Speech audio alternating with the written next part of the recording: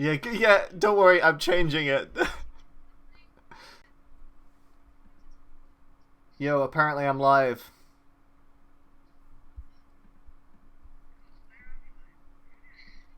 Let me just check. I'm just checking my Twitch account just in case. God.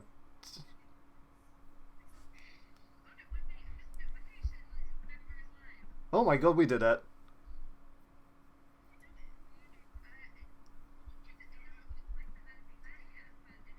Does it have a, like, the TV's dead symbol on it? Yes, that's good. I've told it to do that. That's fantastic. Oh my god. Can you send me a link to that, please? Because I can't access that. Oh my gosh. Yeah, so everyone in...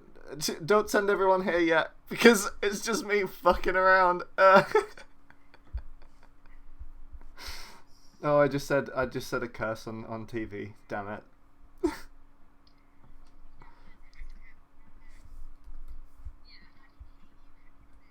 Oh, outstanding. Okay. Hear you, Henry. You might be able to start hearing you guys now. Can we? Apologize if I talk for anyone. Let me just check. I'm just checking my Twitch account just in case. Oh. You can hear like a lag of you, Henry. Okay. Okay. Jules, did you send me that I'm lag? gonna Ooh. get ready Wait. to send it. I think I can hear people on it. Do you need to be louder? Okay, everybody quiet. Shh. No, you can hear everyone on it. The TV's Wait. symbol on it. I've told it to do that. That's fantastic. Oh my god. Yeah, I can you hear can me. hear me. I can hear me as well. This is cool. Hey. Okay. I can't pass any comment on this. Ooh. So let's just not rely on me to hear anything. That's just not going to work. Can somebody do me a favor and link me that on Discord, because it's certainly not appearing on my channel. The link. Oh no, yes it is. I'm an idiot. Got it. Cool. Oh, Wait. good and I'm gonna groovy. tweet it. I'm gonna frickin' Yeah. tweet it. I've just posted in the Google Hangouts. Let's see if we're. I can't even tell if we're live. We are live. I can confirm. We are live. Let So me many just... loads of different voices. And since lagging so much, if I do go full robotic or cut out, then I'm not Henry subscribed to you. feel free to take over. You're not subscribed. I am There now. you are. I wasn't. Wow. Rude. Who's not subscribed? Thank you. I'm sorry, Matt. Did you just say you weren't subscribed to Henry after the recruiting we were doing last weekend? What? I already had one of the business cards. I figured I must have already I handed subscribed. out so many business cards. Oh, I saw a little video just then. Yeah, I saw. I'm pretty sure I saw Lauren just waiting. Oh. Very good. Oh, we got I video can see online. like a minimized screen. Yeah, I'm currently trying to Yeah, figure out how to... Oh, Jesus Christ. I'm currently trying to... Somebody in the chat Right. says, hey. So we're live streaming, but it's really lagging, so it's like 1 or 2 minutes behind. Yeah, that's fine. I wasn't expecting it to be like... Cool. Imagine. Oh my god, Am I good what is to the speak? software I'm using?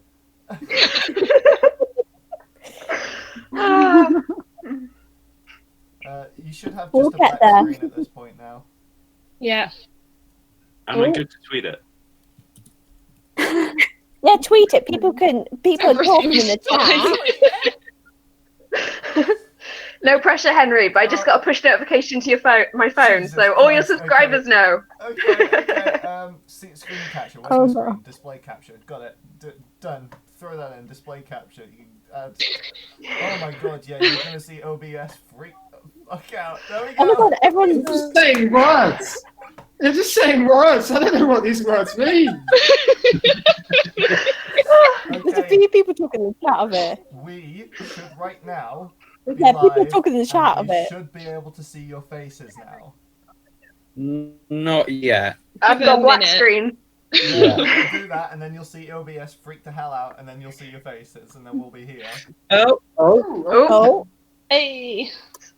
Hey. You what? might see the Oh, top yay! Hey! search history. It's like a Mexican rave. Oh, Oh my goodness. It's just like the shittest Mexican rave ever. Right. I'm very sorry. I'm gonna edit it slightly a bit more. Don't freak out. No, screw it. I'll just hide the top bar a little bit. Henry, you're a There superhero. we go. Okay. But are we like? I can't actually see if we're live. It only We are took us live. 50 minutes, but we got We here. are. Okay. We are live. We did it. I think ending at 8:15 might be in the bin. Okay. Yeah. Yeah. Jamie, do you want to get us started then? Are we throwing it over to me? Okay. So Whoa, if we are what is indeed that? live, which at this point I highly doubt. What is that? What are you This doing, evening has Henry? been a trip. Let's see. What do I need to say? You may or may not be able to hear me very well. I can't actually see if we're live or not right now. So this is anarchy. I'm hosting a stream. I cannot see. I hope you can see and hear me. Don't. Thanks. What evening we've had. But this isn't a live stream about how YouTube have destroyed live streaming and how I've spent 3 hours trying to sort it out. And now we're on Henry's channel. And Henry's great, and you should subscribe to Henry. I'm still. Who's making this I'm work? very much hoping I'll be able to see. Joel is here, and Joel can hear us. Thank you for joining us, Joel. As long as we have the chat, I'll just go off the chat. I can't hear everyone. If everyone's a robot, then talk to me in the chat and be like, Jamie, you're talking over. I can see us. I didn't get to participate in the Mexican wave before. I need to find out where this chat is, just so I can This actually. is all very, very bizarre. Link in the message box. Oh yeah, link it in the message box. The magical message box. The magical message box Okay. is coming to take you away. I think we've Oh, is this it? Hang on, Yeah. Not enough Beatles fans. Okay. Got it. I think we're there. I think we're cool. Oh my god. You may want to mute the actual thing, otherwise it's going to get please. very confusing. Yeah. Ah, here we go. We're in. We're in. Link it in the message box. Oh, hang on. Now I can hear myself. Stop it. In real time. Right. We're in. So I may just have to sort of Cool. pretend that I'm in a box, in a room, in a separate room to everyone else, and I speak to you, and I can't hear or see you, but I speak, and hopefully you hear and see me, and then you reply to me while I try to hear what's going on. It might be a bit of a one-sided conversation, and I might seem like a very bad live stream host, which may be true, but also... But I have excuses, goddammit.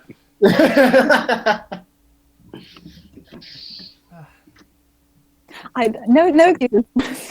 I'm getting no feedback. I'm sort of sometimes hearing people. How do you cut people that haven't clicked onto myself? I mean, we can cut between people, but people watching can't. Yeah. Yeah.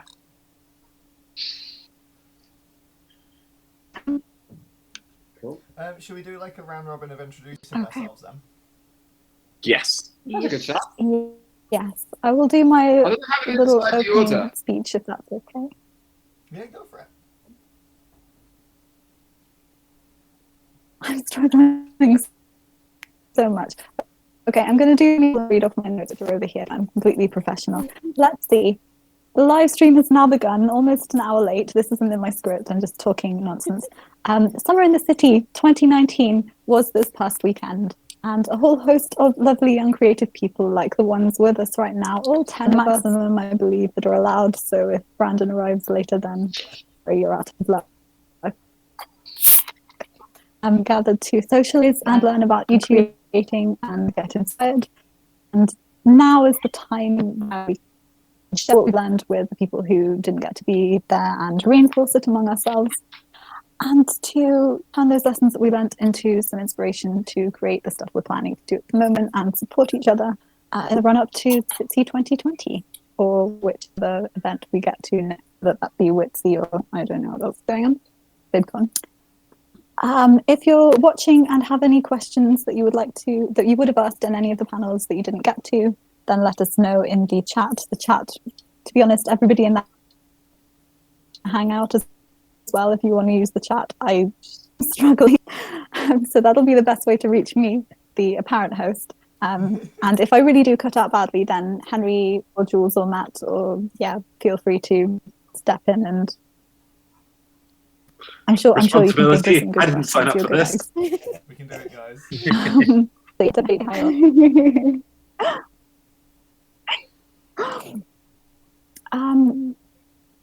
and also if you weren't at SitC, but I'm sure this at some point, practice makes perfect. And we have a long way for perfection. So we'll do a lot of practicing. Yeah. Okay, back to introductions. I'll do me first, since this apologies for the mess that is this, and that I'm normally a mess, but this is thanks YouTube. Stop apologising, just introduce yourself. Amy does things I use them.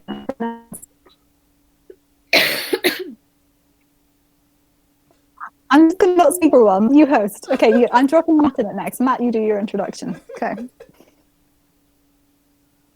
I don't know what's going on. We heard and OBS keeps telling me that it's disconnecting and reconnecting. Really? Okay. Henry, Matt, and Jules, I'm handing over the reins to you as best you can. Let's do this. I'm going to start with the person who is first. I'm going to be in the chat. Little faces at the bottom. So, I think that's Alex. Could you please introduce yourself? Oh. Okay. Hello. My name is Alex, aka Alex Rose, on YouTube and Twitter. I am 23. My pronouns are preferably he or they, but I'm not going to burst into flames if you use she. And I intermittently make videos about LGBT stuff and sex and relationships. Nice.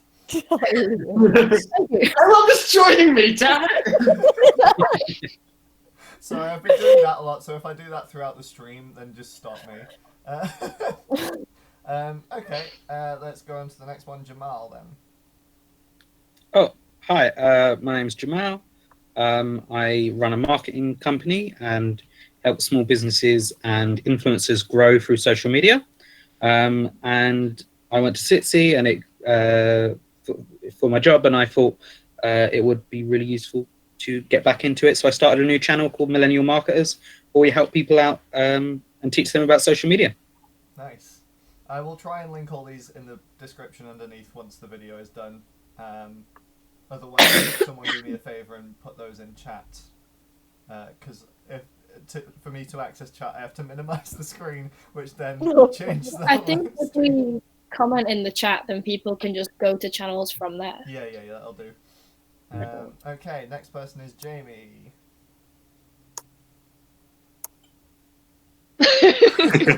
Oh god, I tried. I guess it didn't come through.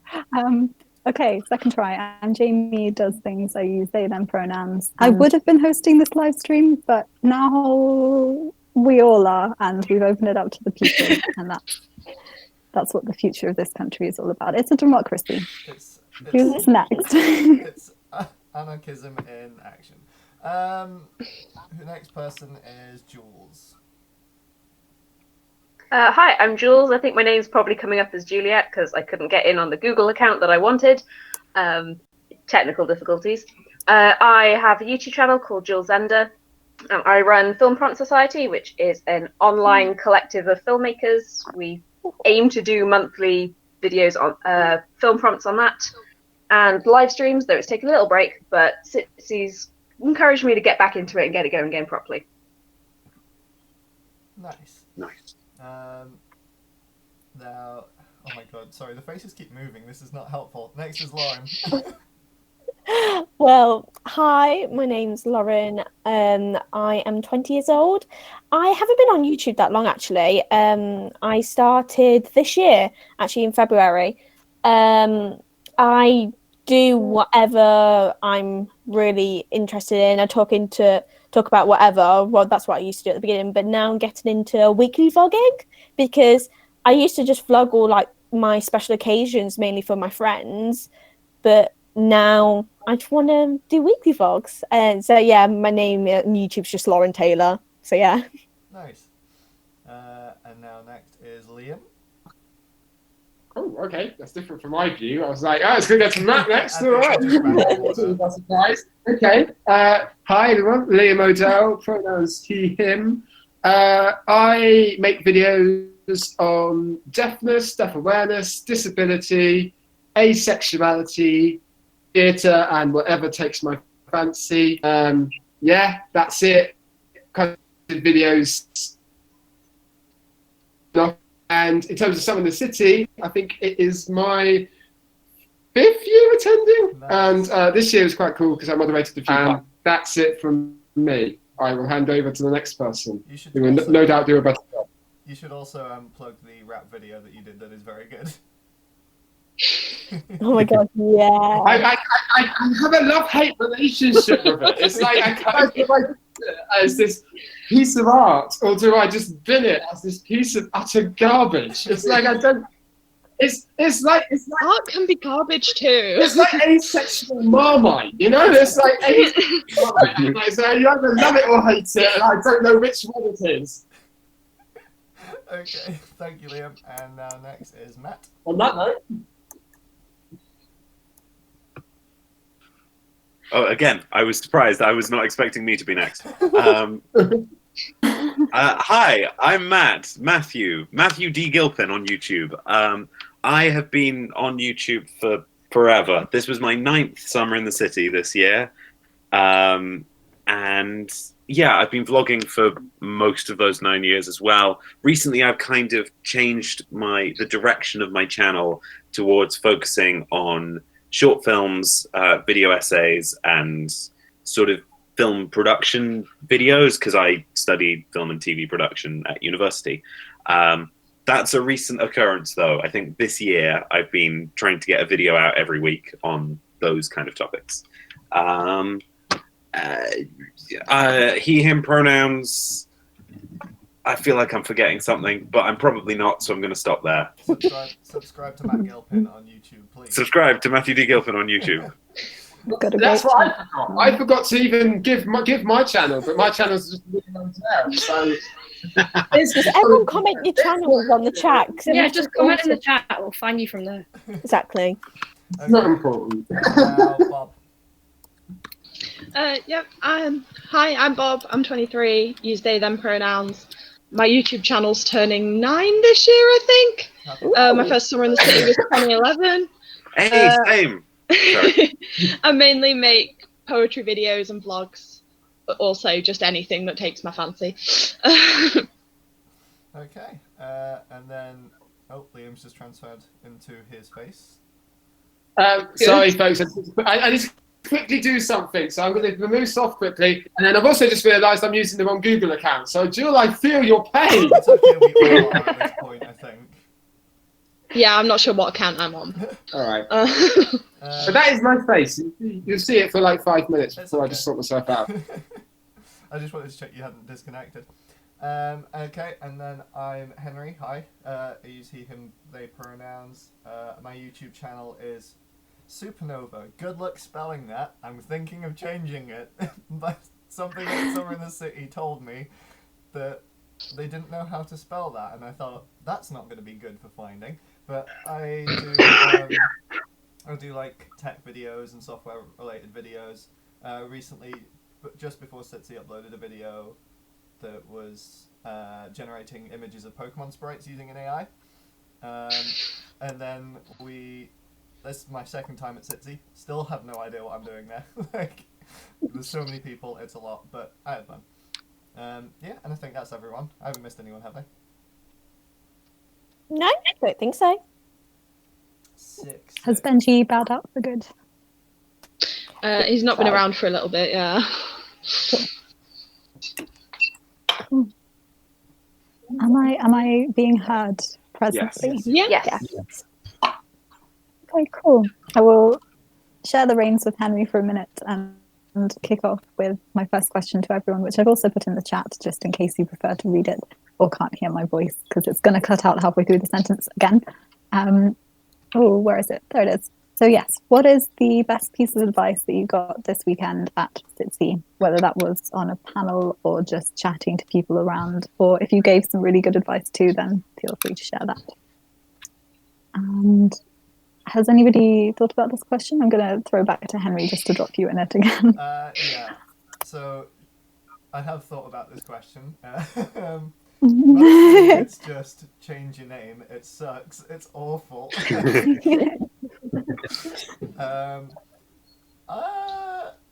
It's honestly all I'm thinking right now is the clickbait panel, and that don't. Yeah. Oh, Yeah, I recall. Top advice: don't do that. Any of that. Don't do it. Don't be Do it. not Don't the watch clickbait it. panel. Do you want to start with you, Bob, so I can get my brain thinking? Mine's one that comes up every single year, and it's basically just making sure your titles are like clickable. Because I'm really bad for just calling things whatever I want to call them, and no one ever finds them because they're just poems with ridiculous names. But also, there's a limit to how much I can do that without just lying about what the thing is. I can't remember which panel it was. I think it was the clickbait call out and content one that basically just underlined that titles are the most important part of a video. Yeah. And It came up on a few, I think. I'm trying to think which ones. But yeah. One thing I really respect is, I don't know if everyone here knows Miles. It's a me, Mileo, on YouTube, who just has the most bizarre titles that aren't clickable at all because they make no sense. It'll be like, Proud Bite, what's Plutter? I think that's what one of them's called. What does that mean, Miles? But he still gets the views because it's great content. But yeah, that's the outlier that proves the rule. Yeah. Don't do that. It is funny though. Don't do that. Don't be Miles. We wish we could be Miles. We all wish This is we true. could. Everyone. I remember like 4 years ago, he subscribed to me on YouTube, and I was like, oh my god, this is the best day of my life. And I'm pretty sure he's no longer subscribed to me, but for those like 2 weeks that he was, I was so happy. There's a certain amount of pressure, isn't there? There's like a certain amount of pressure of like, oh god, you can't. It's like I'm fairly certain like some kind of cool people followed me kind of pre asexual rap, and now they're just gonna be like, oh, Lou's making a quite an erudite video, and then they just see me like first frame of the video, just put on some sunglasses, thinking, oh, god, what is this fresh hell I've subscribed to? We expected better from you. That's it. So There is a sense of that though. Mm-hmm. I have something to add on the whole kind of learning thing, though, if anyone wants to jump in before me.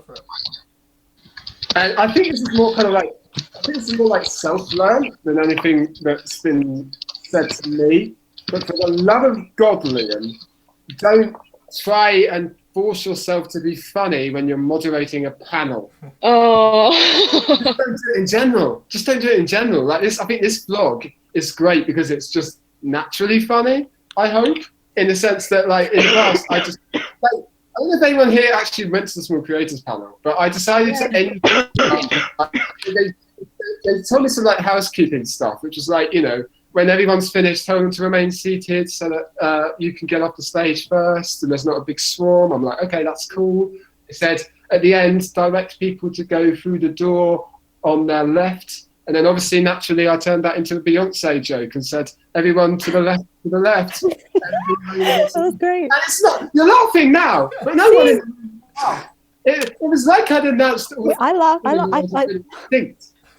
also laughed, but we were near the back. If I there, then I would have laughed. I wasn't.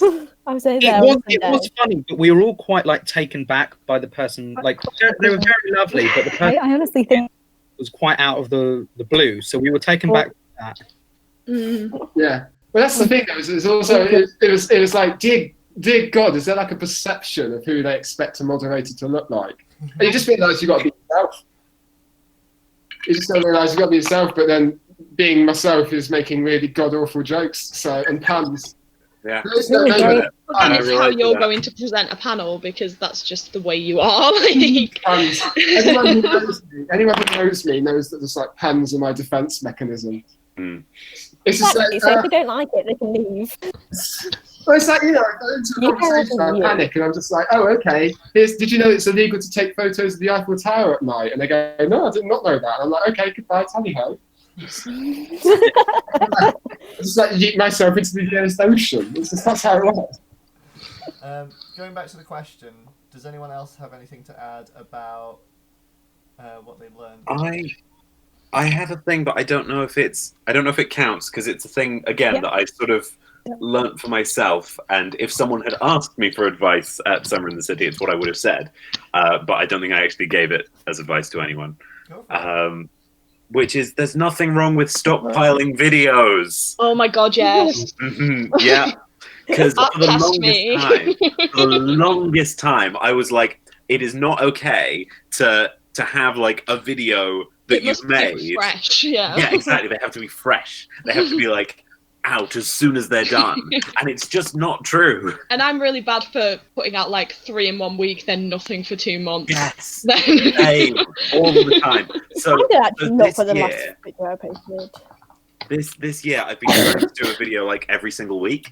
And I've just been like, there have been some weeks where I'm like super productive and got like 3 videos completely done. And every time I have to resist the temptation to be like, you know, this week I could release multiple videos because I know the fact I'm going to have like the worst week ever. I'm going to get nothing done for maybe like 2 weeks in a row. And then I'm going to get to that point and go, wish I had a video to upload. No, and it's taken me like 9 years. I've literally done like a video every day for a month, and if I don't make several on certain days, it's not gonna happen because there's not a chance that I'm not gonna have a single day that month where something comes up and I don't have time. Like, it's just impossible. Sorry, I got very heated in that point. I need a second. Heated is good. Lauren, what about you? Well, because I haven't done YouTube for that long, no one knows who I am, so guys.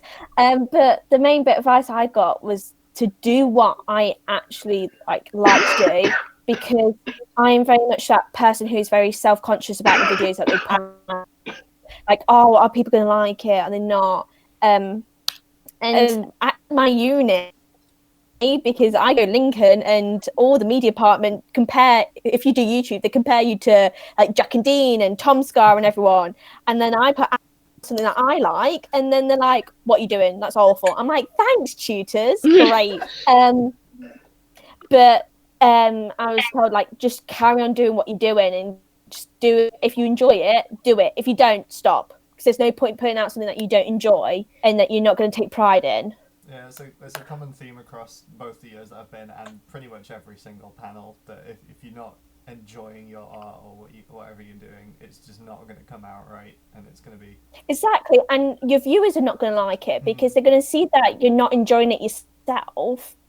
That's why I've kind of turned to weekly vlogging, because I found it quite hard to sit in front of and just talk.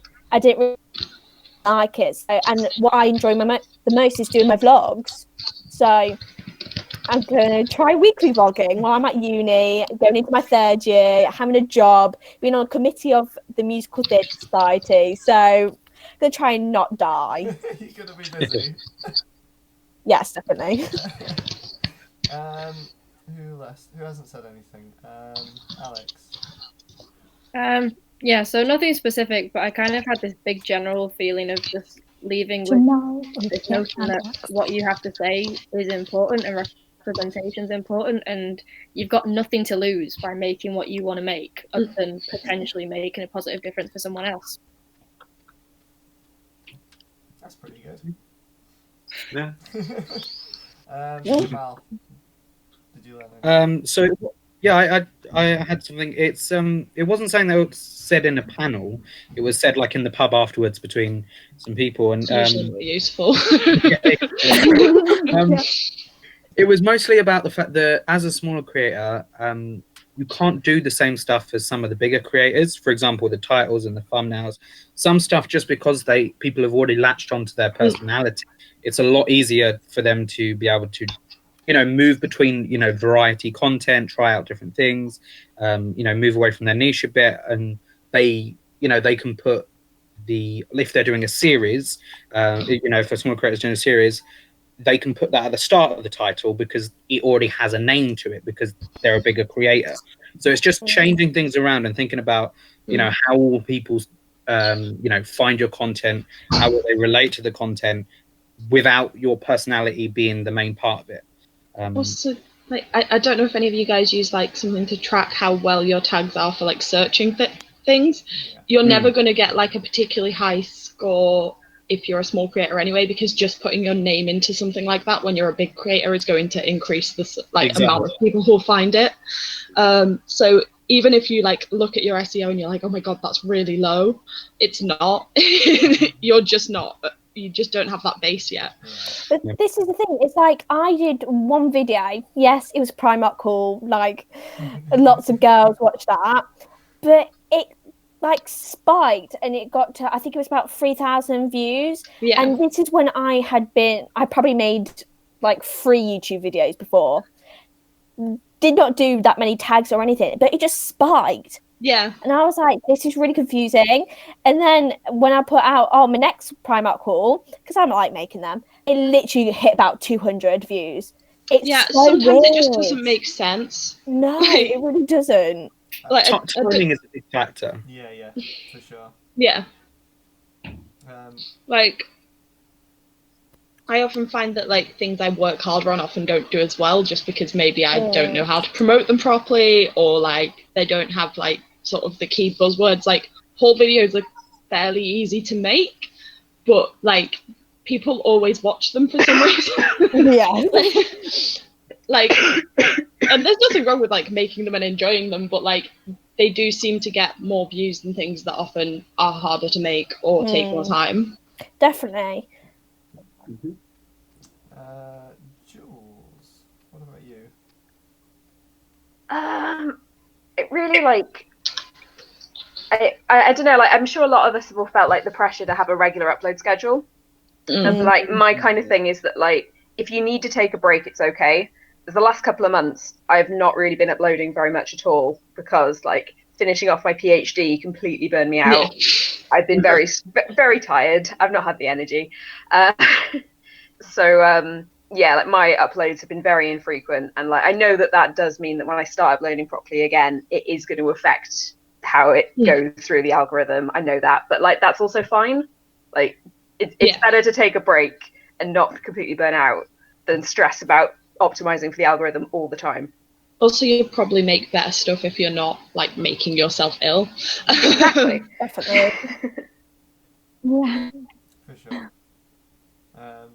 I tend to go through phases of just not uploading a video for absolutely ages, then go, I guess this month's one, I guess, and then wait. I'll be like, I'll do a month's worth of videos, and then I'll be like, and now I'll have 3 months off to make up for it. My last video was uploaded 2 months ago, so. I uploaded one today, but it's not a common occurrence. Yeah. Where can we find that video that you just uploaded? Yeah, link At Bobbins League. Link.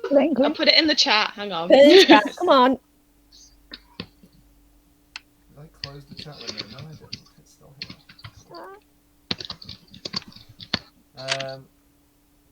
Who haven't I asked? I've missed a couple people, haven't I? Jamie. Hello. It's been cutting out a little bit. Hopefully I'm back at the moment. Yes, there's some advice that kind of comes up every year in various panels, and it's related to, I guess, collaborating or working on creative industry stuff outside YouTube. And that's if you don't target get. Yeah, no, I really want it's to work going in on the now. I did speak to. We're getting interesting sounds. We heard collaborate and outreach and external stuff, but not quite how they link. I'll post it in the chat. Yeah, okay, I'll read out what you put in chat. I'm gonna put it in the chat. Cool. If you don't ask, you don't get. We're hearing it now. I like Please it now. talk among yourselves. Irony. I'm gonna have to get a better internet if I'm gonna want to post things in the future. It's so yeah. weird, right? I feel the In same. relation to I mean, this is providing a lot of comedy. Yes, yeah. Well, it's my favourite thing. It was like what I learned at SitC was, and then nothing. Hey Jamie, do you want to join me in not sending video and see if that helps your audio be a bit Yeah, stronger? this could actually work. Yeah. That could work. Yeah. isn't again. Cool. Have I We missed can anyone both be out? faceless people. Oh, you don't- have a face, Jules. It's pathetic, ever grinning. Well, I have a very, very enthusiastic face. Enjoying Niagara Falls. Yeah, enjoy a picture of me from 2014. Streaming from Niagara Falls. Hey, Wow, that was good. I enjoyed that. a high quality pun. Very. World class. Yeah. Sorry. Have I missed anyone out? No, I don't No, think so. don't think so. I don't think so. Jamie, while your internet is okay, what was the next question? Ooh, so I did want to talk about some specific panels. Maybe at another point we can talk about stuff like LGBTQ plus and diversity, although at the moment we have quite a non-diverse spread in terms of ethnicity. I myself am whiter than milk. LGBTQ plus, that's a really big issue at the moment because, it's always a big issue, but especially you may have seen in the news, even on the BBC, that a group of queer creators are suing YouTube and Google for discrimination. YouTube. So that's a big thing, but that's kind of its own live stream in itself, really. So to be on the topic of advice we got and what we're doing next, sort of the state of the community panel and the smaller creators panel, and what you guys feel is going on in the community. Do you know of any initiatives going on that you can recommend to us? Any hashtags or groups? I know I met a couple of people here in a group that Fran Georgiou on Twitter and YouTube created for people to chat in, small creators. Is there anything else like that? Well, Film Prompt Society. Right in there, Jules. Film Prompt Society, Discord server, my Discord server. There's also Yeah. London Small YouTubers Network, run by Elena. There's also a Northwest YouTube group that if any of you are anywhere near the Northwest would like a link to, I'm happy to send over. Yeah. I will send you a link. Please. We try and organise events semi-regularly. Sounds very good. If you have a chance to put that in the chat, then Yes, do it. Yeah, let me find it.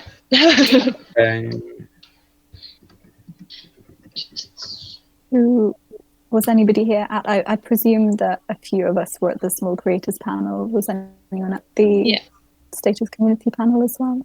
I think I was elsewhere at that point. I was only there for the Sunday, so. And I think I was like crying in the press room at that point. Oh god. No, I was only there for the Sunday and missed all my panels that I planned to go to on the Sunday because my train crashed into a tree. So. Oh, good. Oh. Yeah, there was a nightmare with trains every single day this year. Something happened that stopped people getting there. This is the thing. Absolutely. I'm from Lincoln. Absolutely tremendous. Hey. Thanks, It was Liam. only a matter of time. I was waiting for something, but no. Comic I relief. can't believe I got a pun in before you did. Oh, You must think I'm barking mad. I'm going to stop now. That was subtle. God. I'm not. I I'm can see this. I can see this telling you branching to off leave. into a pun competition. oh my God! Stop! I'm not going to make you leave, but Oh no! I'm with my people. Oh. Yeah. So. See, I'm not clever enough to do puns. So I guess you enjoy them. You're with 50% your people and 50% people who want us to immediately disappear. I would make more puns, but I can't think of any. Would. I would. Can I just say, I'm very Oh, God. you just hang You out would. microphones, just turn into Alex as he just starts sneezing. It's like I was thinking like, oh, Alex has got like an important thing to contribute, and it's just it's like, okay, thanks Google. Yeah. So did anyone pick anything up from those? I was in a blur for the community one, but the small YouTubers one was quite good. I wrote up the small YouTubers thing, so I have heard it several. Well, I've gone over everything that was said a lot of times. The general consensus is the small YouTuber community is not happy with the way they are treated by both YouTube and Summer in the City, and I'd say that's fair, especially because there definitely used to be smaller creators put on other panels. Yeah. Like. Mm-hmm. I feel like the only small creator on other panels was Taha. Yeah, it's always Every panel ever. Like the token small creator. Literally every panel. Oh, did It anyone also at depends on what Taha you- to let him know that this was happening? Because he normally enjoys these sort of things. Has anyone Go on, actually? Matt. Go on, Matt. Each At other him. All right. All Go on. right. Peer pressure. I didn't. We do ask realise he's everybody going to I thought of, start but just only asked throwing Pink questions in. It's like, Okay, great.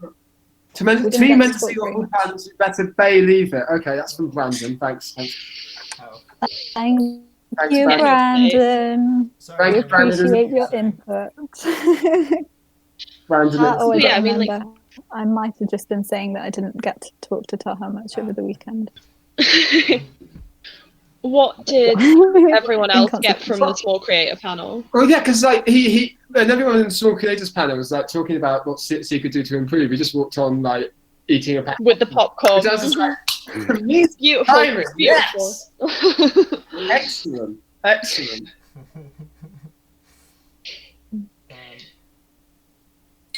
Yeah, no, I think there was a general impression that it especially SitC's not really.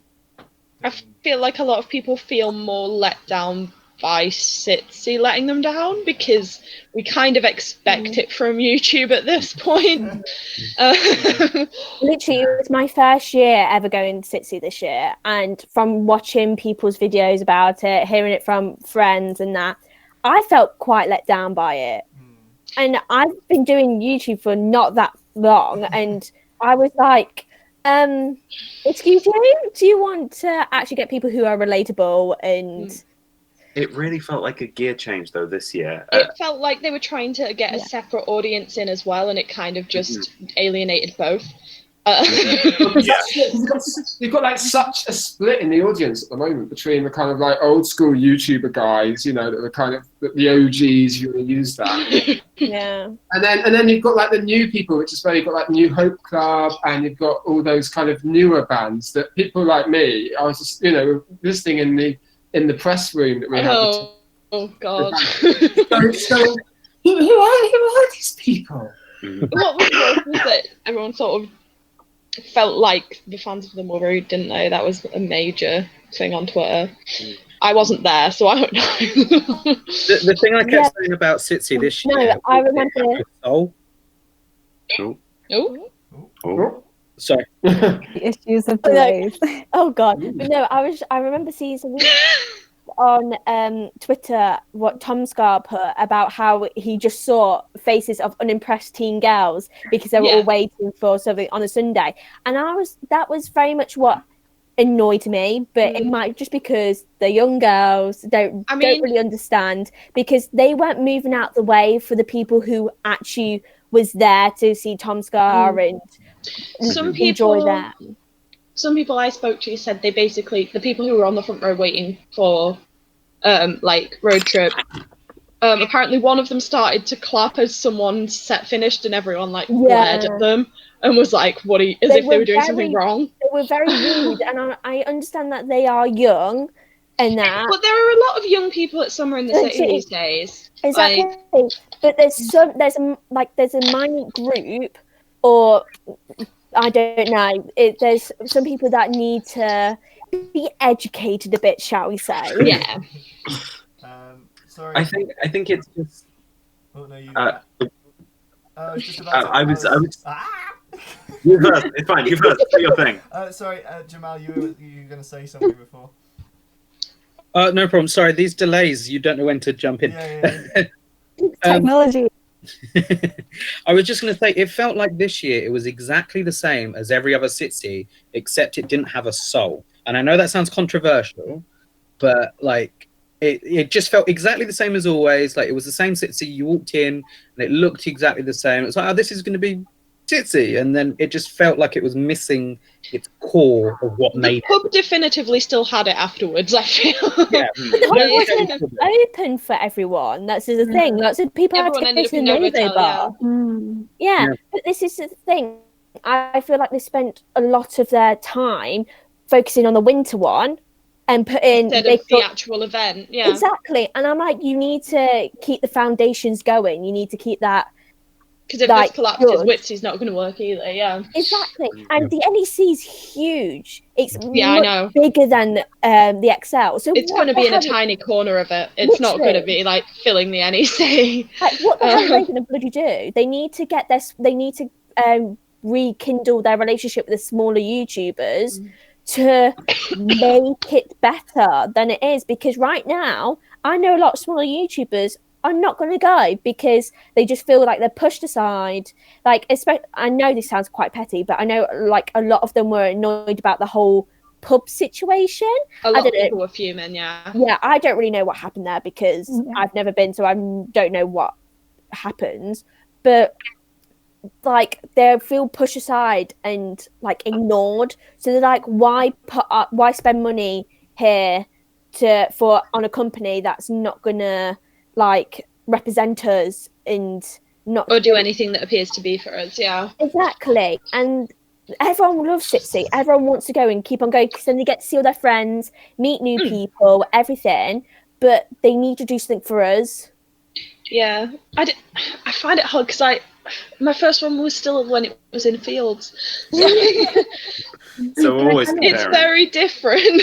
The other thing as well is, I think for a while now, not for a while now, but I think, yeah, for a little while at least, someone in the city has had a bit of an issue, I feel, personally, with their lineup and their music offering. For most years, it's Dodie on a Sunday night and then an alternation between Jack and Dean and Emma Blackery, back and forth. Now, you might like that. I think Occasionally Bethan as well. Like, yeah. I'm Bethan. I like that Carrie Hope Fletcher was there last year. Sorry, Okay, a big so music that's bit it. now. But what I mean is that there's still that kind of moving around that very small group of creators. And so, you know, like there was talk when it was a super secret set that it might just be Dodie again because they wanted to I thought they might do Dodie as a secret set purely so that they could offer a totally new lineup and not the same thing again. But then in terms of like going forwards, you know, if they are struggling to develop their music offering, smaller creators, you know, there's a breadth of musical talent in the small YouTube community.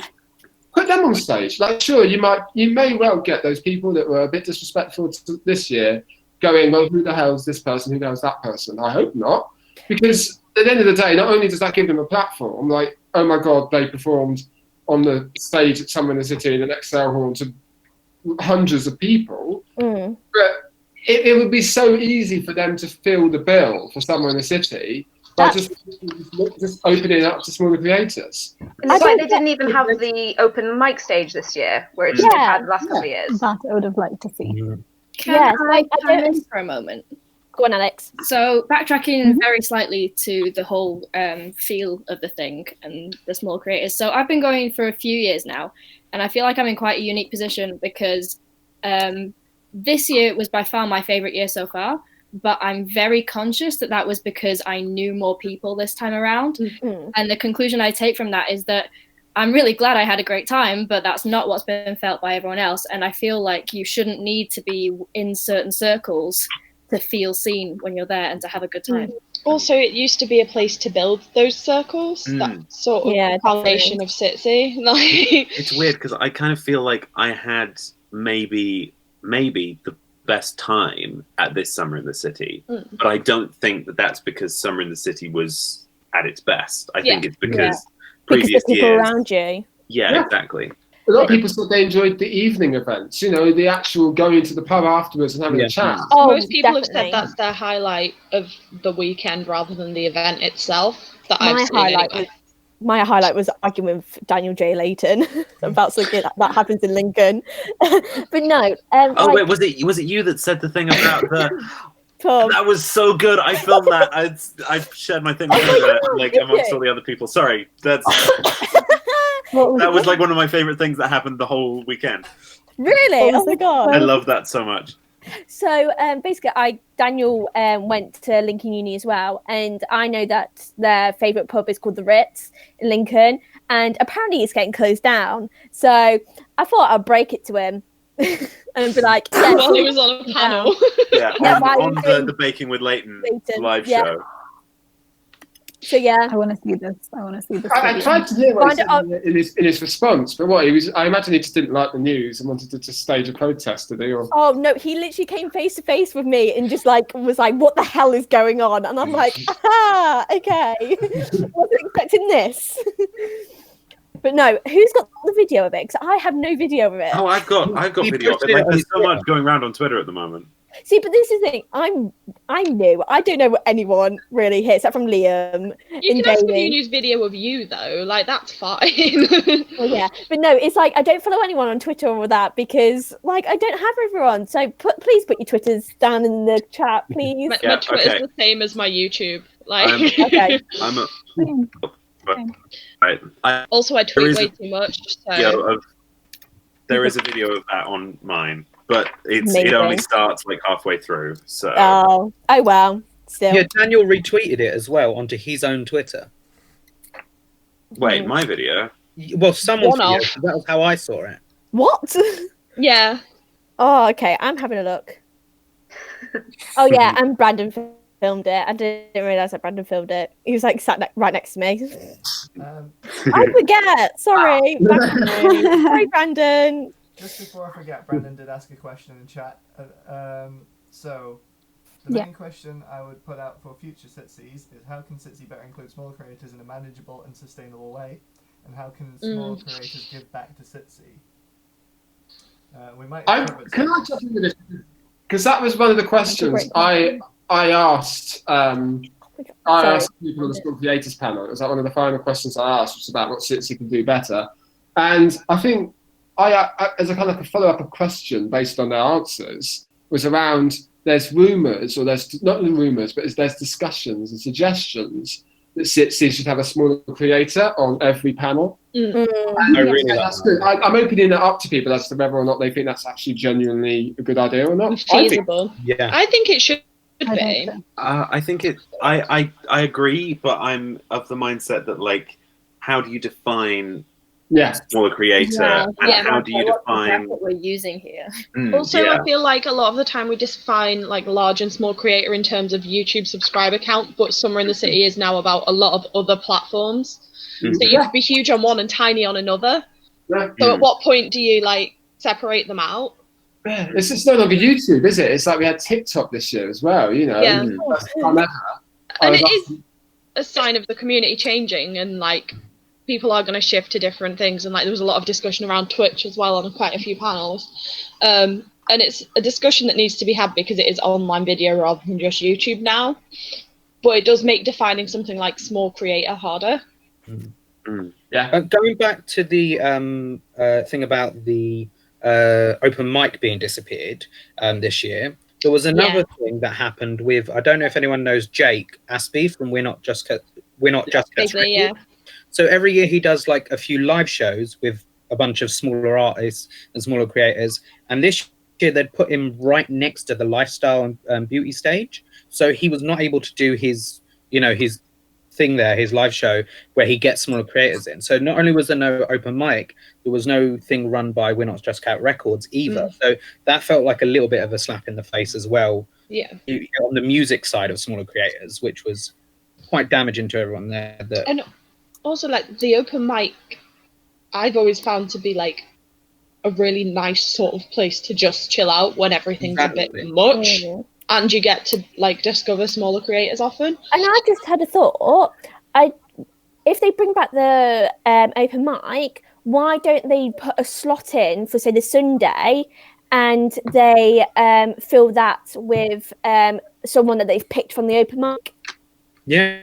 They can literally, they'll be like, right, you have a 5 Pick them from there, yeah. Exactly, because then you get new people in, and that's getting the smaller creators in. We've done That's a amazing. great Because I often do wonder how they've managed to leave through however many people must apply for the small creator panel. Because everyone I know applies for it. They must be going through a lot. It's interesting. Sorry, no, you say your thing. No, I'm just babbling on. Oh, I was going to say, it's interesting how much all the small creators this year were still all like quantifiably small creators, but it was. I'm 6'2". Hang on, no, I'm 6'2". God, Liam. But like there was, You can come in. in previous years, there'd always been a range of people from like, you know, a couple of hundred subscribers up to, you know, 10, 20,000 subscribers. Yeah. This year, it felt like it was the larger end. Yeah, exactly. That like the smaller of the smaller YouTubers were, you know, all at the kind of 2,000 or 3,000 subscriber level, and it was all that kind of, you know, that in the kind of roughly 5,000 to 15,000 range. Yeah. And I feel like that kind of cut out a big chunk of smaller creators who are the smallest of the small creators. Yeah. I think a lot of us fall into that Who are probably going to like struggle to be able to voice things anyway, more so than people who are still small creators, but not like tiny creators. Right. Yeah. I've always felt that like you have to break that 4-digit subscriber barrier before you're even visible, and it just sucks like having such an obvious line. See, where it never used to be though. And YouTube's made that worse with their like requirements for the partnership program. Oh yeah, definitely. Now it is if you've not got 1,000. Just like, I mean, I understand why that's in place now because of discussions over the weekend, but that really wasn't projected to anybody when they did it. It was literally just here's a cut off. They did. Yeah. And I think because I asked no warning at all. On the call out creators or whatever. I said to us, you know, how do you suggest YouTube deals with this or kind of improves their approach to these issues? Because I said to them, I said, with the smaller creators situation, they did that to affect a large amount of small creators in a way to stop those ones that are uploading extremist content or like, you know, harmful content from monetizing, which I think, for full disclosure, fair enough. You know, let's not put money and adverts into people that are funding terrorism or nasty stuff like that. Absolutely fine for them to do. But then also you've got the issue with parent vloggers having their comments turned off.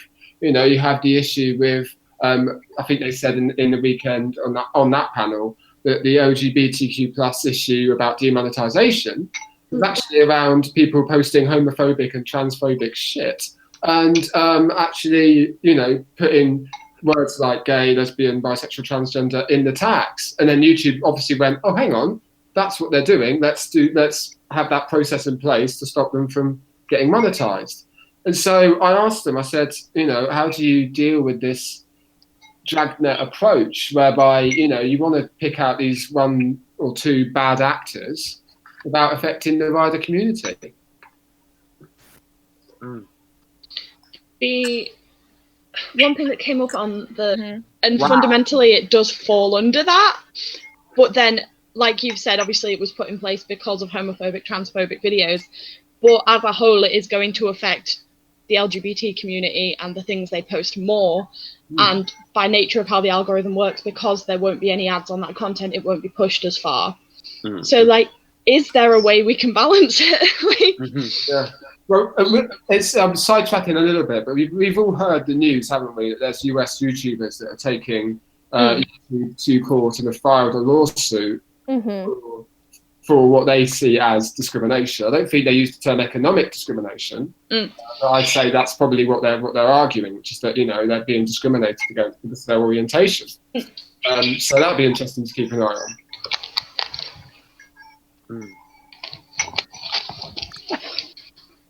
Okay. Cool. Jamal's Wi-Fi has gone off, and he's just We've lost resetting Jamal. it. Yeah, he's resetting his Wi-Fi. Just to add to the previous bit of conversation, like back when I was still able to monetize videos before the cutoff and everything, I'd never had a video demonetized until I put the phrase mental health in the tags. That's the only time that No. So, Yeah, it's happened to me as well. There was that. I have like an SEO tracker on my YouTube, and when I put the tag transgender in, it lowered the SEO, so less people will find it just because you tag it transgender.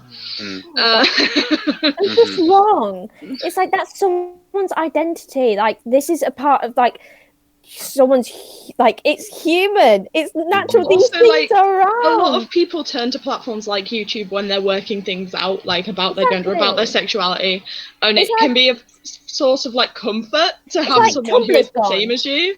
Yeah, Tumblr's gone. So people are turning to YouTube. It's like I know lots of friends who've turned to YouTube and YouTubers to find out their sexuality and stuff like that. Oh yeah, I definitely did when I was younger. Like, it was also Ant that mentioned on the gender identity panel that Instagram's a great place at the moment for representation. Not that Instagram has nothing wrong with it, but at least they have a you can follow this tag instead of it being hidden from you system.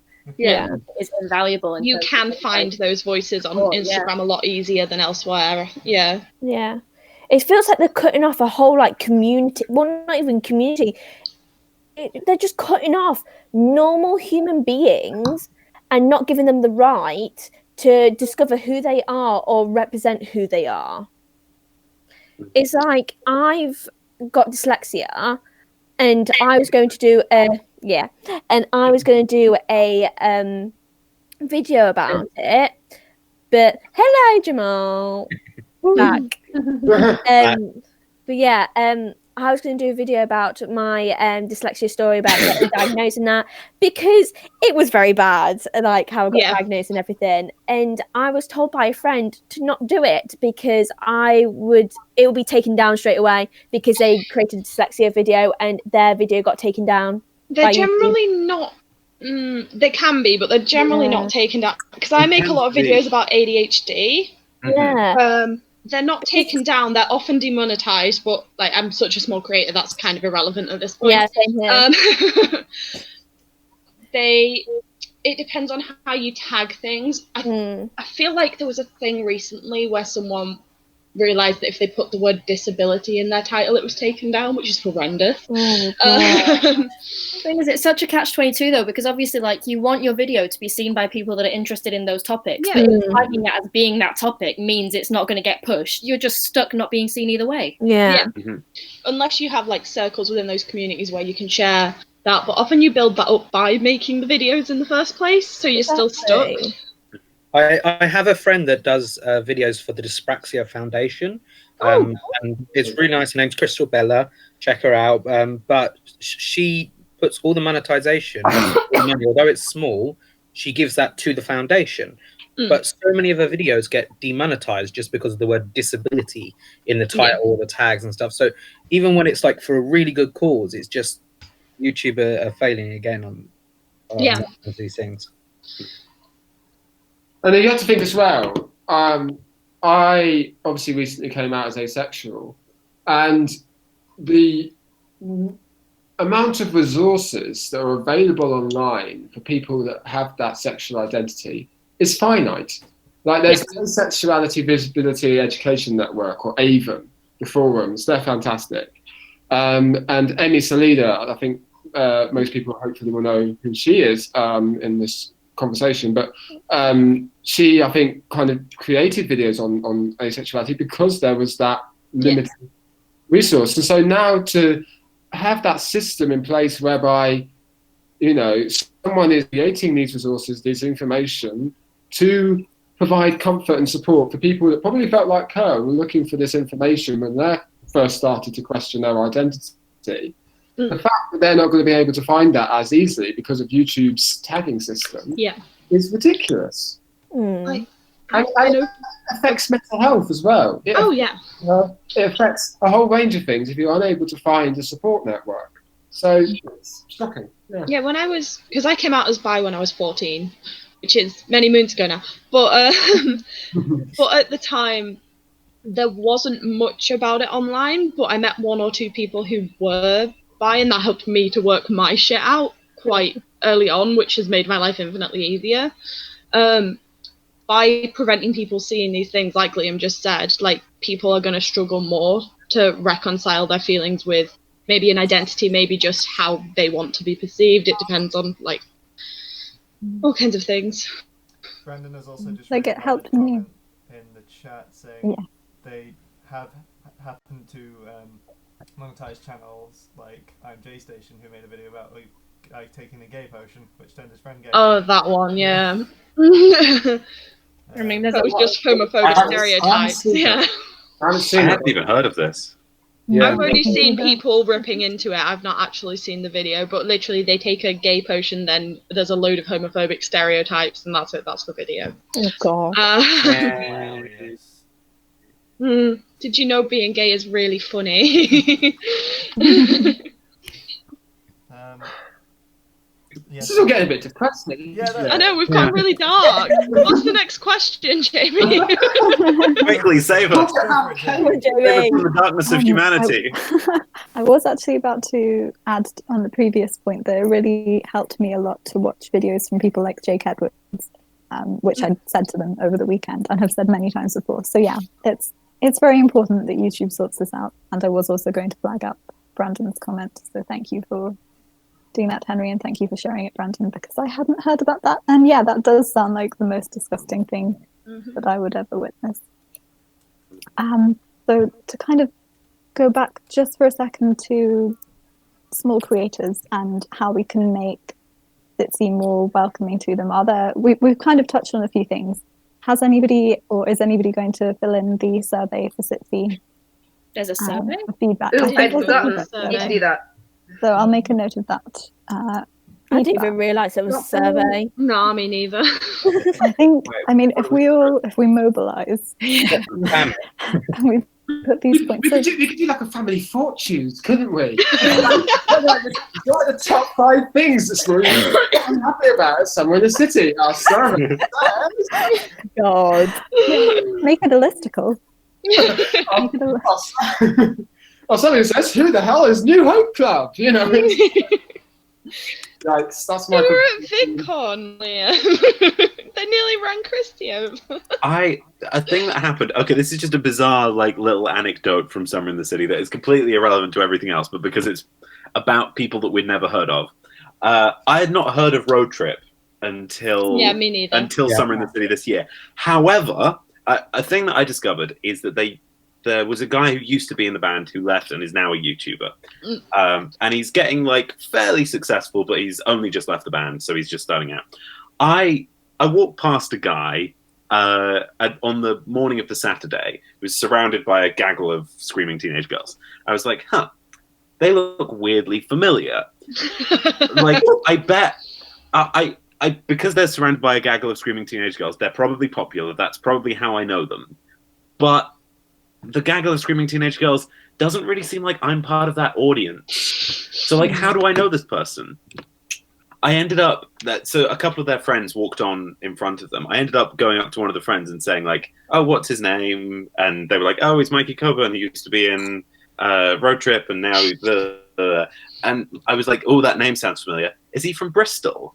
Like, yeah, he is from Bristol. And then that's when it suddenly hit me that he was in my tutor group in year 7. So I went up to him, but before I could say, "Hey, was I in your tutor group?" he was like, "Matthew Gilpin, your mum was the head teacher." I'm like, "Yes, it's you, Mikey." Wow. So that was like a bonkers surreal moment, particularly because, like, I was one of the nerds and he was one of the popular kids. And, like, I had never heard of Road Trip, who were, like, the most popular, like, headlining Summer in the City until that weekend. It was like... I had a weird moment. I was queuing at Costa on like the Sunday when I was just like, I need coffee in my veins, and there was these two people in front of me. I have no idea who they were, but the guy working at Costa walked around carrying like a box of stuff and went, "Hey, I'm not meant to do this when I'm on shift, but can I get a picture with you?" And I was like, who is this person? And there's this guy like balancing a box of fucking serviettes or something, trying to balance his phone in the other hand. It was beautiful. Excellent. I've fully forgotten what we were talking about. The survey. Votes for it. I found the form for last year's survey. I'm not sure exactly when it was posted because it doesn't have a date, but hopefully they'll do that again. If not, I'm sure one or more of us could get in touch via email because we seem to have, so what I have, I don't know if anybody else has been taking notes. I have a note on the pub and the fact that was kind of co-opted for the big creators for one of the nights, which I think I would have been okay with if they'd maybe been more open about it and or had it somewhere else, because the Fox is kind of, it's where everybody goes and has been. Can I add something to the Fox thing? Yes, absolutely. So SitC didn't actually take over the Fox. Okay. They took over the underground bit that you can book out. The reason we couldn't go to the Fox was because there was a comedy show on. And they weren't letting anyone in for that. So the like smaller creators, SitC themselves, they never took over the Fox. They took out underneath the Fox and booked that out as a separate space. If the comedy show wasn't happening, which was nothing to do with Summer in the City, we would have been fine. That makes a lot more sense now. I found that a lot of larger creators just went to the Novotel anyway. Yeah. Like, by all accounts, it wasn't that great a party. They probably heard about the comedy night. They probably heard about all this like underground booking stuff. Thought it was too complicated and said, "For fuck's sake, I'm going to the Novotel." Oh no! No, good one. There you go. Oh, that pun. Thank you for that, because I did not know that, and the rumor mill, because I didn't hear about it until the very end of the small creators panel when I think. See, I'd heard people debating whether it was a comedy night or being taken over by SitC, but yeah, because I had a conversation with Brandon, and he was saying that he was having a conversation with Sammy Paul about the whole situation. So I just got word of mouth, really. Yeah. What's going on? If Brandon could enlighten us more in comments, if he's still watching, that would be amazing. What Sammy Paul said, but I don't know if he's watching. we did all think that it was they had taken over the whole Fox until it was that day, like that night when we went over, because they said SitC had bought out the Fox for the night, but they hadn't. It was just a miscommunication thing, and everyone, all the smaller creators were like up in arms that they've taken over the Fox, and then it turned out they'd just booked out the underground bit. Okay. Is that the like glassed off area? Yeah, you have to go around the side to go in that bit. It seems like an odd choice on the part of the Fox to book a comedy night. Yeah. Like, just do it the next weekend. I suppose they're going to have events at the Excel all the time. Yeah, that's true. Like, to them, Summer in the City isn't going to be a highlight of like a large amount of people. Like, they have Comic-Con there, it's going to be way busier then. Like, it's probably not that ridiculous for them to book out a comedy night that night. Yeah. It was just a perfect storm of misinformation. Yeah. Fake news. Information. So that's that debunked. Thank you.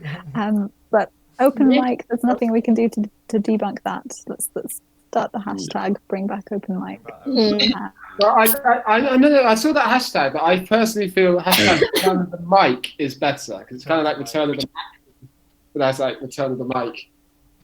So we can make our own version of that song, just like you lied to me.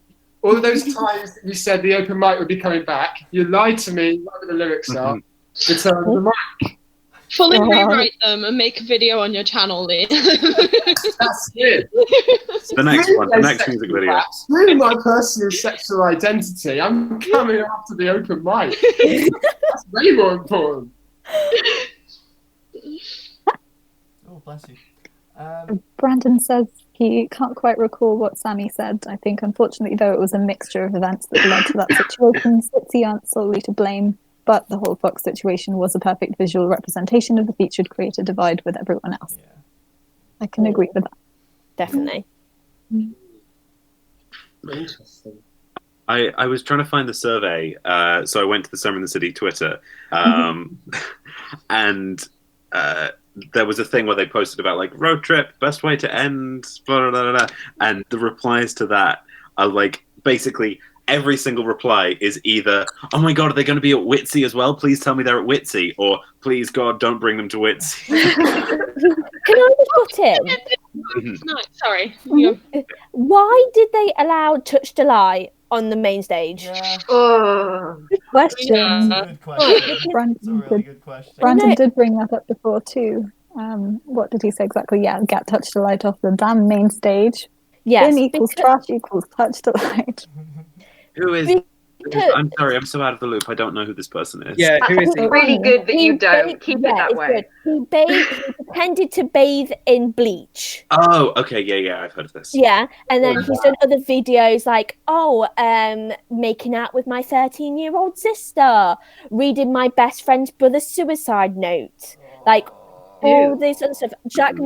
Watch Jack Mate's video about like him, very good.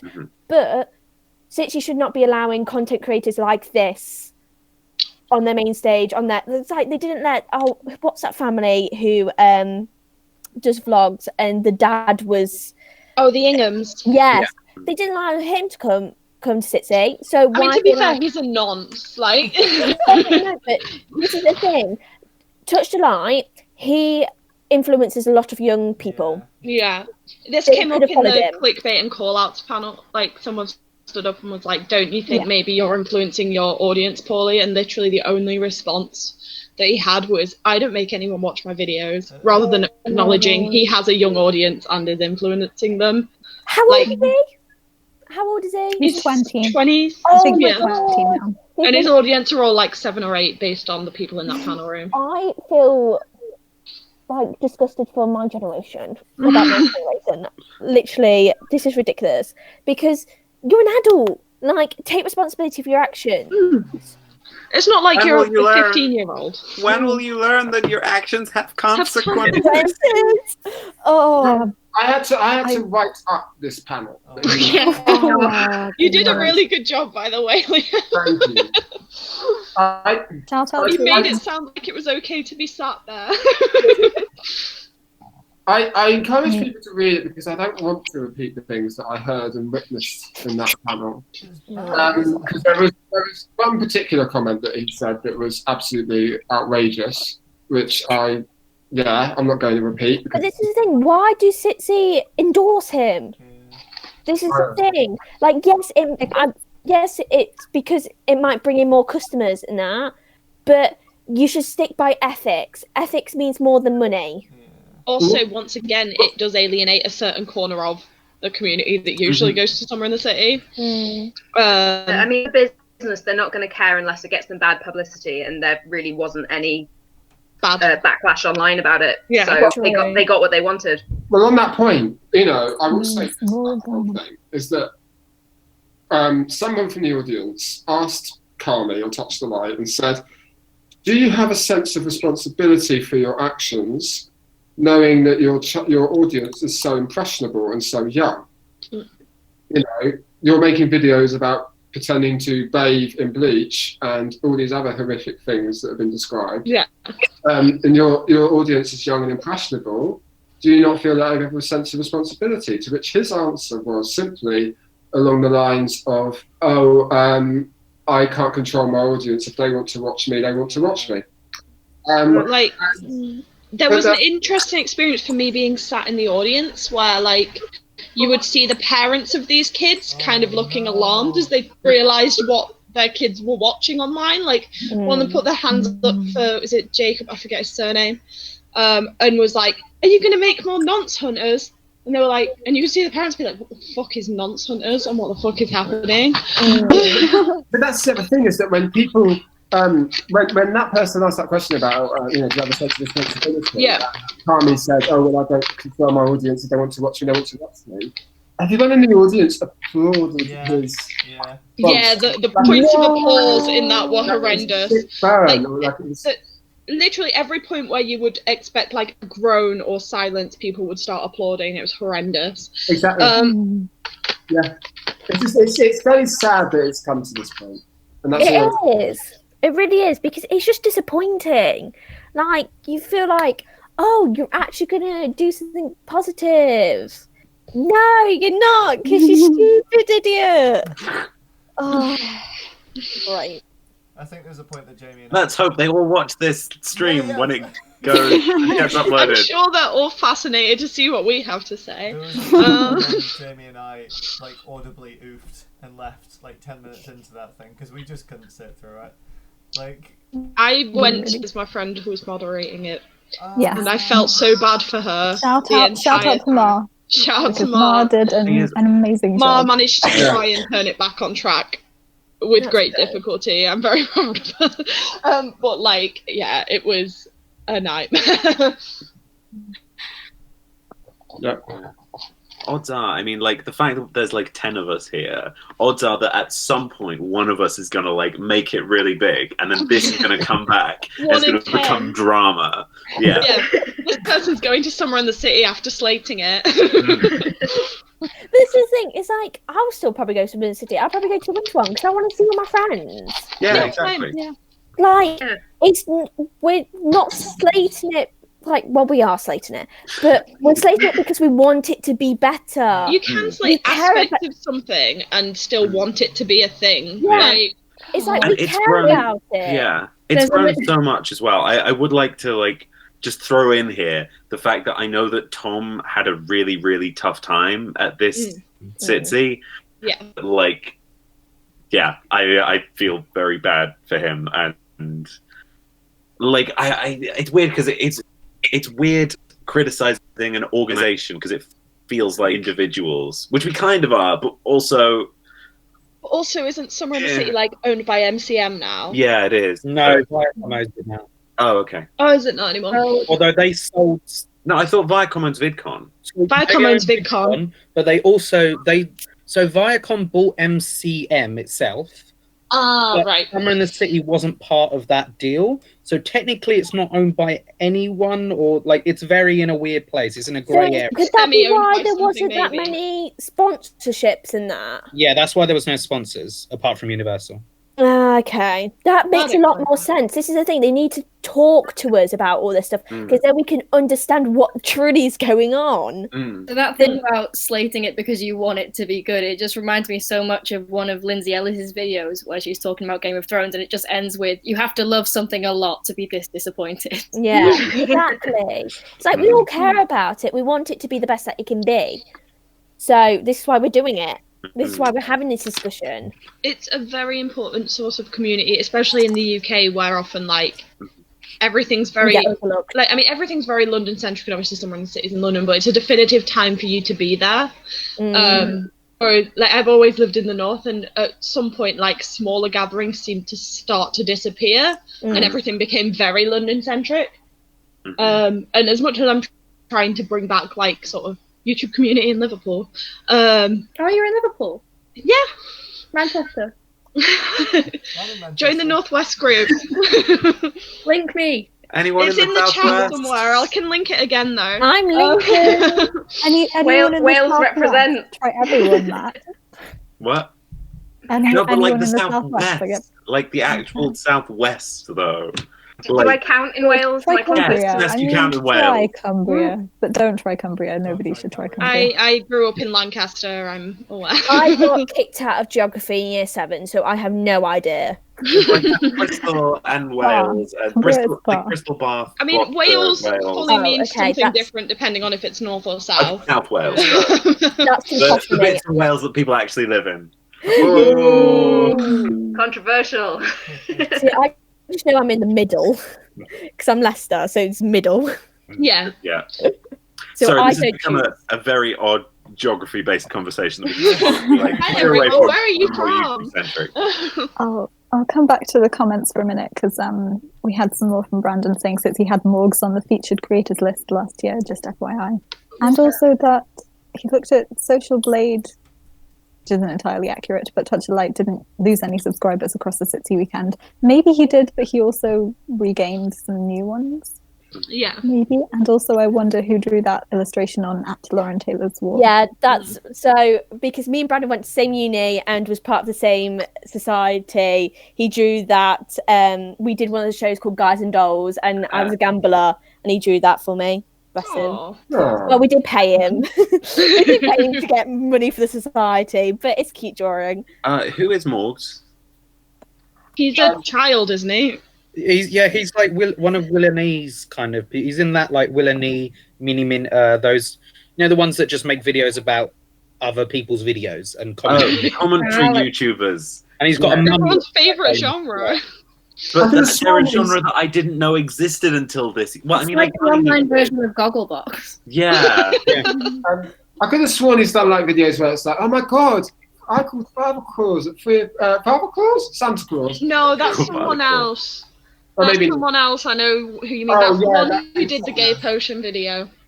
I should probably explain what's in the chat, which is that which is about beans and burgers, because there's just like this one video. Beans and burgers. Yeah. It's his dad who's not his dad, isn't it? Or something like that. It's based off a Jack. Oh god, just looking at the thumbnails, I really do not like him. It's based off a Jackmate meme, basically, and it's like in a video where his dad in like a comedy skit kind of said, "Oh yeah, you're gonna have to face a forfeit, and the forfeit is beans and burgers." And there was like two things that he pointed out with that. It's like, one, when is beans and burgers ever a forfeit? And two, it's not beans and burgers. Surely it's burgers and beans. Like, that sounds like the more logical way to say it. But anyway, it just became a big joke where he just turns to the camera and goes, beans and burgers. Excellent. But yeah, I don't know anything about this other than like it's a 16-year-old or something. Mm-hmm. I'm not well versed on what the kids watch. He does get brought up a lot at the same time as Touch to Light. And yeah. I think Jackmate has also made a video on him. Yes, he has. So I was just thinking, like, where do I know this name from? Yes, Jackmate. But we've heard that Morgs has also got like his own like festival coming up now as well. What? No, I haven't. It's called Morgs Fest because it's going to be like TanaCon. Because it's always gone so well. So it's going to be like TanaCon where everyone gets burnt by the sun. Well, you know what it is because like they've got like a thing where you can get like front row seats to watch Morgs Fest. Oh my God. Sounds very Hello Worldy. You back? 1 million subscribers alone. Just his mum. Yeah. Oh, what? Morg's mum is why boomers shouldn't be allowed on YouTube. That's Brandon. That's a quote. Ouch. This has gotten I so don't sorry. I don't think I can go down this road. This is a rabbit. This again is a live stream of it. We are at 9:15. So yeah, we should probably. I'm having a lot of fun, but yeah. We can do this again. Steer it back onto a few more questions and then stop. Yeah, I think there's plenty we could discuss, but let's wrap it up with something that we can pick back up again last time, which is what everybody is working on at the moment, especially if it's something that was inspired by this weekend or if you're planning a collab or anything. If you're not working on anything, that's fine too. But if you are, then what do I ask you about when I message you in a week to be like, hey, how's that project going? I've got a video essay thing that I'm working on about Orson Welles and why everyone says that Citizen Kane is the greatest film of all time, and it's like 80% done. And I'm just struggling to get that last little bit finished before it's actually completely finished. That's the thing I'm working on at the moment. I'm working on a very big project that's probably going to take the rest of the year at least. It's a documentary series discussing non-binary identities with various non-binary people. And my plan is to travel around and get videos with everyone, with a lot of people, and then turn it into a basic documentary format. But so if any of you are non-binary and want to join in on that, please let me know, because I have a shortage of people. I'm super down. I'm super down for that. Same. Just like tweet me, because I have the memory of a fish. Will do. Cool. I have another friend who might be interested, so message me or something. I'll see Yeah, if I can get send them my them. way.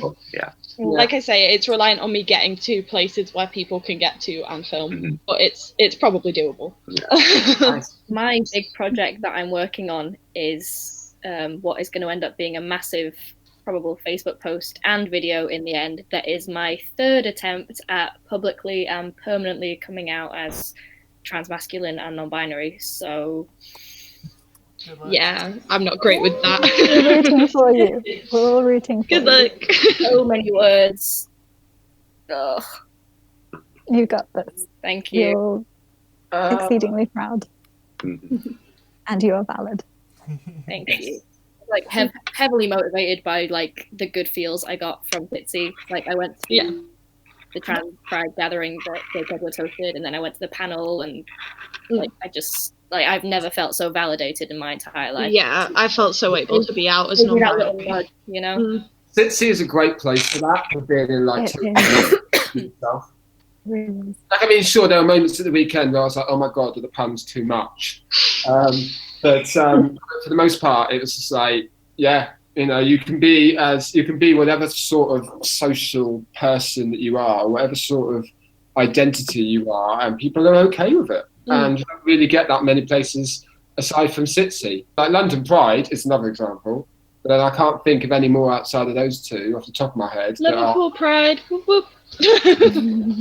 Yeah, I mean that's for me for like Pride. I know I'm distracting a little bit, but Pride is the place where I first recognised identified. It also it kind of depends which pride you're at, because some of them aren't great for like trans identities and bisexuals and asexuals, and like I have issues with Manchester Pride, but that's a whole other thing. That's another thing. Everyone in Manchester I always come back to SitC and feel like motivated to create again. So I feel awful plugging, but like No, go for it. my SitC vlog just went live. That's why I'm on my phone on and off for like a few times. My June video just went up because I'm so on schedule. But then aside from that, I don't really have like any big major projects. Like SitC was like the biggest one for me, and like panels and stuff. Yeah. And then that's it. I mean, I might, and then that's it. I just kind of keep doing theatre stuff, theatre reviews. And that's it. I'm currently editing a video on 10 tips on how to grow on social media, on YouTube, Facebook, and stuff like that. So I keep going to edit it and then putting it aside and watching something on YouTube instead. So just need that. That's how I am with one of my videos at the minute. Right now, I am, well, like I said, I'm going to start daily vlogging when I get back to uni. Not daily vlogging, weekly vlogging. Don't want to put myself through that pressure. And also, I am a dancer. I have been dancing since I was 2 years old. And I, within the dancing community, there's stereotypically you have to be stick thin, tiny, well, not tiny, have gorgeous long legs, and I'm quite a big girl, let's say. And so I want to bring back into the dance community videos of me dancing and showing people that you could be any size and do whatever the hell you want to do, because it doesn't matter who you are, what you look like, do whatever you fucking want to do. Yes. I'm just jumping into this again. I'm back just to say hell yes to what I've just heard. Yeah. So yeah, hopefully there'll be those videos coming out soon. Nice. Who knows? I'm currently working on a video that inspired my last video, which is an AI that generates poetry. And I have got a few people to agree to read out some passages. Jamie being one. I've also got a couple of other people. But yeah, if you I'll happily do one if you need more people. Fantastic.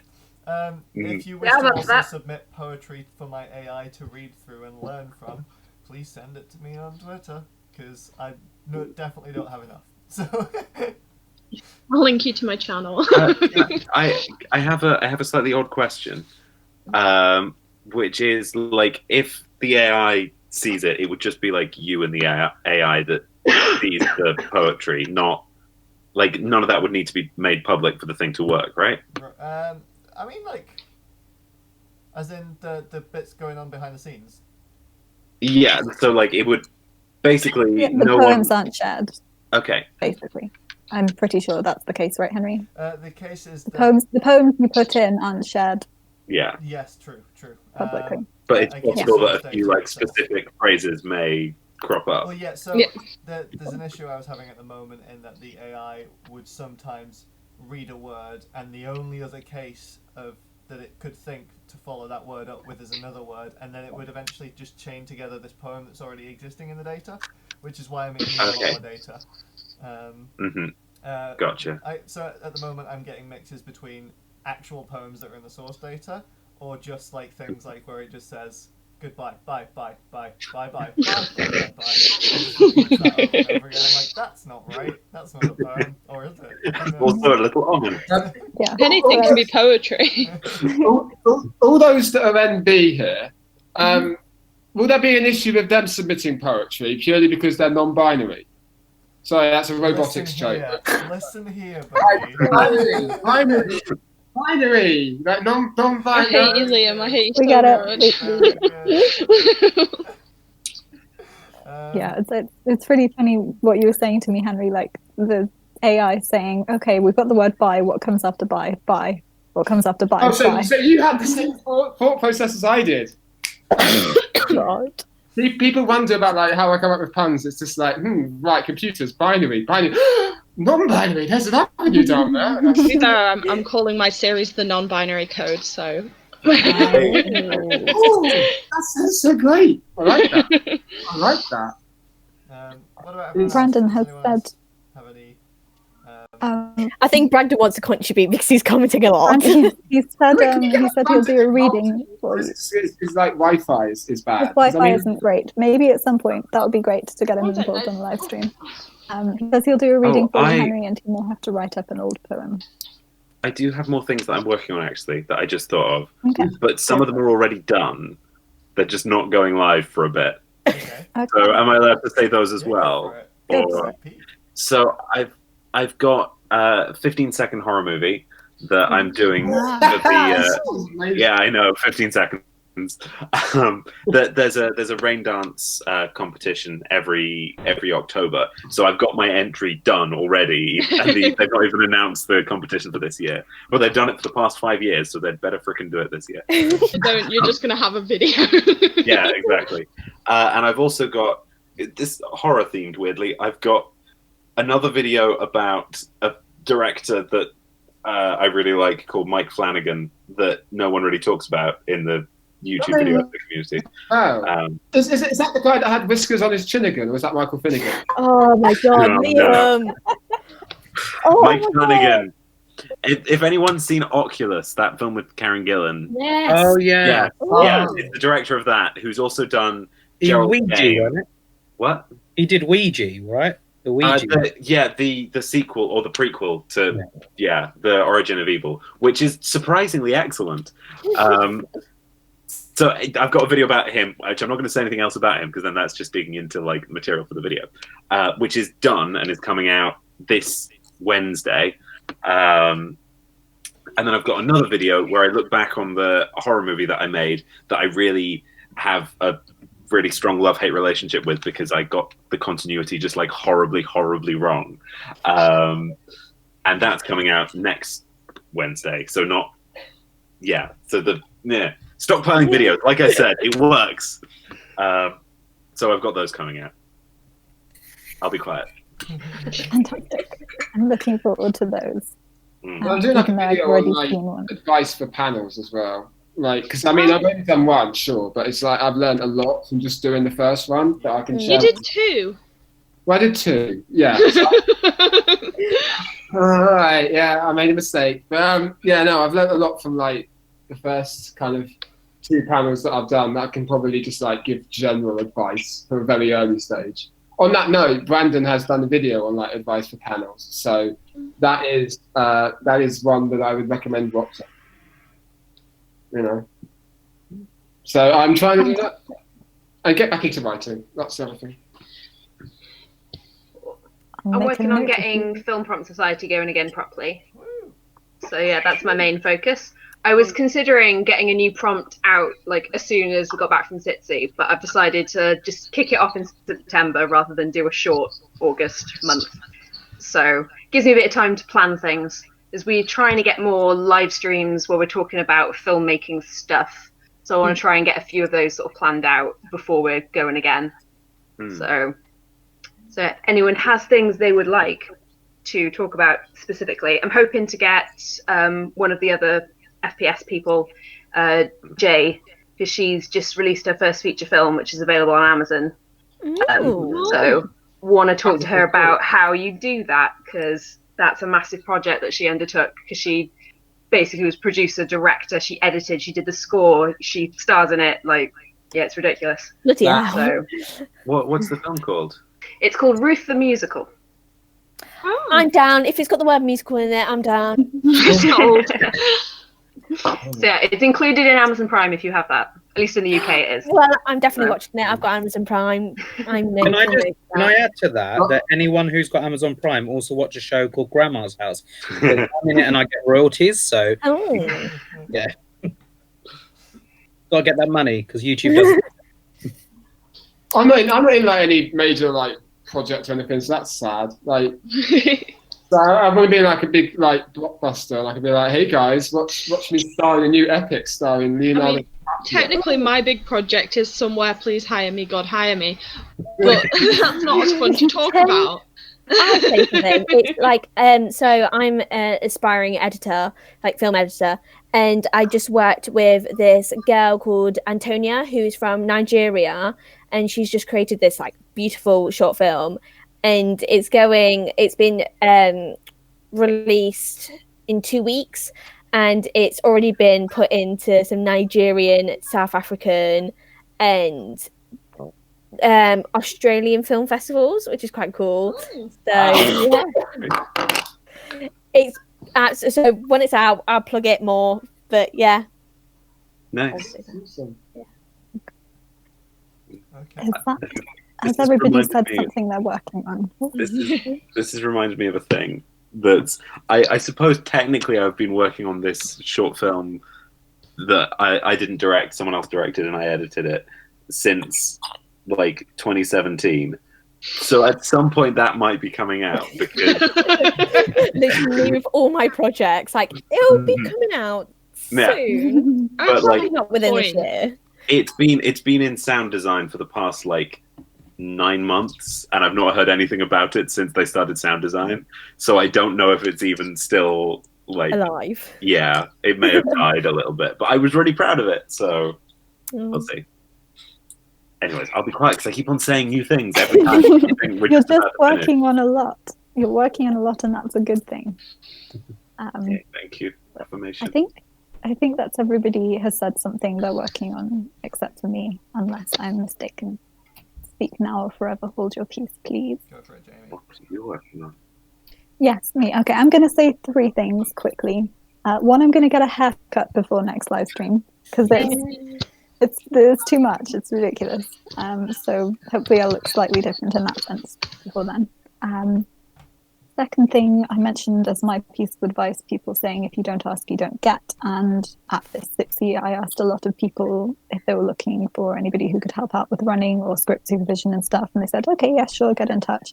So I need to actually do that this month and hold myself accountable and see whether or not anything comes of that, or at the very least apply, because if you don't ask, you don't get. How many times have I said that? I've realised this isn't to do with what I'm making, but I've realised as we've been talking that it's been getting gradually darker around me. And I can no longer see anything in my room. So it's possible I'm stuck here for good. And the final thing is a video I've been working on and off for a while, which is a Japanese fashion-inspired video which uses green screen, and I've been doing some sort of anime style backgrounds for that. So that's kind of the big project that's halfway done that I just need to push myself to sit down and finish. So with any luck, that'll be my thing, my series of 3 things. I may just show up with shorter hair and nothing else. That will be one of them There's picked up. something, though. That's what matters. That's true.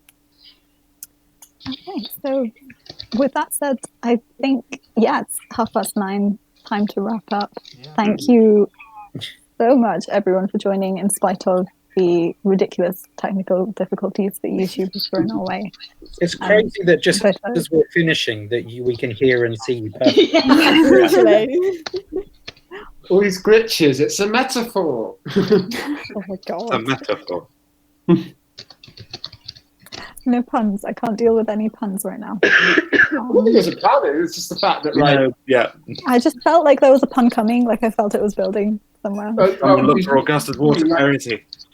Bob and the rest of the 1080 team, literally for the whole of the weekend, just like anything I said, they were just like on edge, like this. Where's the punchline? Where's the punchline? You had said something serious once, and we were all just waiting for the pun.